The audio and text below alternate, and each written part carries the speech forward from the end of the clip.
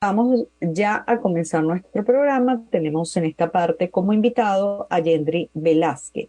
Él es activista por los derechos humanos a favor de la comunidad LGTBI en nuestro país y los saludamos. Yendri, bienvenido, buenas tardes. ¿Qué tal? ¿Cómo estás? Muchísimas gracias por la invitación. Encantada de saludarte, Yendri. Mira, cuéntame, entiendo que ustedes han venido desarrollando un observatorio venezolano de la violencia en contra de la comunidad LGTBIQ+, y quería que nos dieras información de las cifras actuales que maneja ese observatorio. Sí, bueno, esta es una iniciativa que nace a partir de las realidades que estamos enfrentando, la cantidad de asesinatos que vimos durante el 2021 y agresiones, y nació este observatorio que es fundado por activistas LGBTIQ.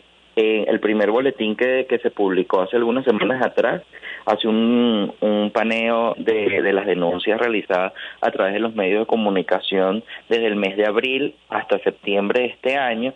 Principalmente se consiguieron casos de violencia que se centran en violencia física, discursos de odio y agresiones discriminatorias en lugares públicos y privados.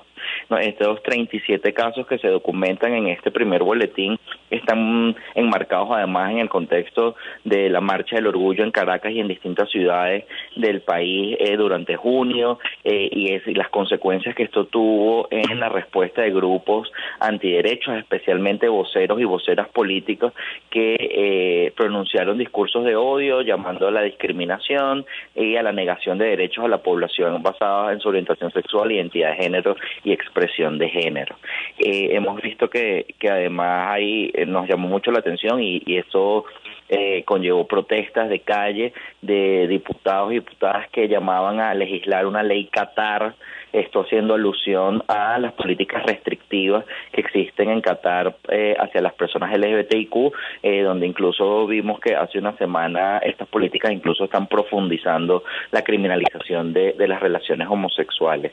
Y a nosotros nos preocupa mucho que hoy en Venezuela estos discursos de odio se estén dando en las principales tribunas políticas y no tengan ningún tipo de consecuencias. Esto es grave porque además los discursos de odio moldean el imaginario colectivo y validan y promueven la violencia que viven las personas LGBTI en las calles a diario. Para nosotros es urgente que los partidos políticos y que las instituciones del Estado tomen medidas con respecto a sus voceros y a sus voceras que están hoy emitiendo discursos de odio. Hoy además es una incoherencia declararse un partido progresista, socialdemócrata, y que los principales voceros de los partidos estén emitiendo estos discursos que van en contra de derechos humanos, en contra de la dignidad humana. Es además incoherente que se declaren demócratas y que estos discursos estén orientados hacia la limitación de las libertades y la igualdad como un derecho, además el principio de la no discriminación. Entonces, este primer boletín del Observatorio Venezolano de Violencia contra las Personas LGBTIQ nos preocupa mucho sus hallazgos porque hay una marcada tendencia de la vocería política a emitir estos discursos, pero además de que están siendo emitidos no hay ninguna consecuencia más allá de la denuncia pública de organizaciones y de activistas. Ok, vamos a ir por partes. El Observatorio de Violencia contra la Comunidad LGTBIQ+, ha registrado estos 37 casos de los que tú haces referencia en el transcurso de cuánto tiempo. De abril a septiembre de este año. Ok. Si Es, yo no te es, entendí mal, y por favor corrígeme si estoy uh-huh. equivocada, si yo no te entendí mal, estos casos básicamente son de violencia verbal en el discurso. ¿Es así o hay casos de violencia física? Sí, sí, el 30% de los casos corresponde a hechos de violencia verbal principalmente por parte de políticos y funcionarios del Estado, y otro 30% se registran, hacen referencias a actos de discriminación y homofobia en espacios públicos y de recreación. Estos son eventos, hechos como lo que hemos denunciado en el pasado, que sacan a las personas por tomarse la mano de algún parque o mostrarse afecto en alguna zona pública de esparcimiento, restaurante. y el resto de los casos ha conllevado, el 16% se refieren a abuso policial, y el resto es violencia física por parte de personas civiles. Entonces ahí vemos que en estos casos nos preocupa mucho eso. O sea, hay como todo un conglomerado de distintas violencias que estamos viviendo las personas LGBTIQ, y una de las cosas que se tiene en común es la impunidad y las no consecuencias de esta violencia. Entre los discursos de odio que ocupan el 30%, el otro 30% actos de discriminación, y las violencias físicas que se están viviendo, no hay ningún tipo de justicia para las personas, al menos en estos casos que se han registrado. A partir de ya de hace un mes, el observatorio, además del monitoreo en los medios de comunicación, está también recibiendo reportes de las personas LGBTIQ a través de líneas telefónicas y correo donde pueden cada víctima expresar lo sucedido, contar qué pasó, y nosotros ponemos en contacto con abogados, con psicólogas en caso de ser necesario. Ya. La otra cosa que quería entender, en el caso de las personas que han sido víctimas de violencia física, ¿qué tipo de violencia física ha sido? O sea, no sé, ¿alguna persona ha llegado a perder la vida o a quedar malherida? O sea, ¿a qué nos estamos refiriendo con eso? Sí, bueno, para este año habíamos visto al menos 6 casos de asesinatos. Esto no lo incluimos en este primer reporte porque no teníamos toda la información verificada y que cumpliera con todos los estándares de documentación. Todavía estamos en proceso de verificación de esto. Luego de lanzar el observatorio, esperamos que podamos obtener información sobre estos asesinatos.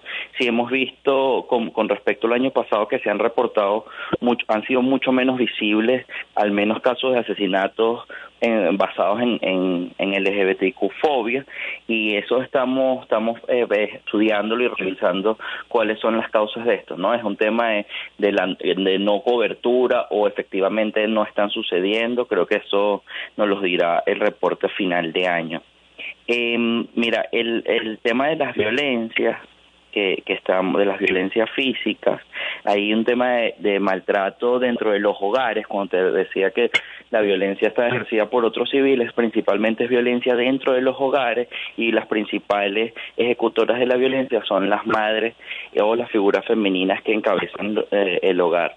Hemos encontrado golpes con la mano. Hemos encontrado además que han utilizado utensilios del hogar para correr a jóvenes LGBTIQ de sus hogares, especialmente la población trans, cuando asumen su identidad de género, y hablan con los padres sobre esto. Las reacciones siempre son muy violentas. Incluso vimos o registramos un caso donde hay una amenaza con armas de fuego. Entonces, esto nos preocupa muchísimo porque además es muy poco el apoyo que pueden tener las personas LGBTIQ cuando hay violencia intrafamiliar. Aquí no existen refugios, así como no existen para las mujeres víctimas de violencia de género, mucho menos existen refugios o casas de ayuda para personas LGBTIQ. Ya. La otra cosa es, ¿qué pueden hacer las personas de la comunidad LGTBI o aquellas personas que los apoyan, que los ayudan, para denunciar situaciones de violencia y proteger? Porque lo más importante en todas estas cosas siempre es la prevención. ¿Cómo se puede hacer? Sí, bueno, en el caso de la denuncia, recordamos que hace unos meses, a través de Twitter, la Fiscalía anunció la creación de la Fiscalía Especial en materia LGBTIQ, que es la Fiscalía 98.